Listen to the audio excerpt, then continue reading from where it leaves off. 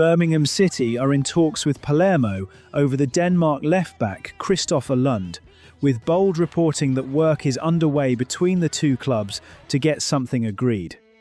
The figure worth holding on to is €3 million, because that is the price Köln had sitting in front of them and chose not to pay.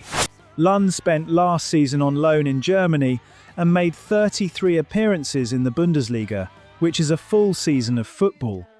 And at the end of it, the club watching him every week let a purchase clause they had already negotiated expire. Sides do not walk away from a settled price on a player who has convinced them. Whether that reflects on him or on what Köln were willing to spend is the question Birmingham are being asked to answer. And they are being asked to answer it about the position this window has left open. Palermo have made the rest of it easy. Filippo Inzaghi left the full-back out of both pre-season friendlies against Ingolstadt and Nuremberg, which is the clearest message a head coach can send without saying anything. He has a contract until 2028 and a transfer-marked value of €4 million, and neither counts for much once he has stopped being picked. That is why the deal is there. It is also why it ought to be cheap, and cheap is not a criticism. A club spending towards the Premier League should be able to identify a squad player another side has decided against and get him for less than the market once said he was worth.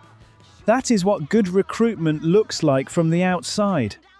The concern is the pattern rather than the deal, because a window built on players whose current clubs have quietly moved on from them tends to produce a squad of the same. And the championship gets won by sides who commit to signings other people also wanted. There is a detail the report does not settle, and it is the one that will tell you which of those two things this is. Nobody has said whether Birmingham are pursuing a loan or a permanent transfer. Take him for the season, and the Blues have rented a fix for a hole they have to fill properly, with the same conversation waiting for them next summer, and the price no lower for having waited. Buy him, and they have backed their own judgment against Köln's, which is at least a position.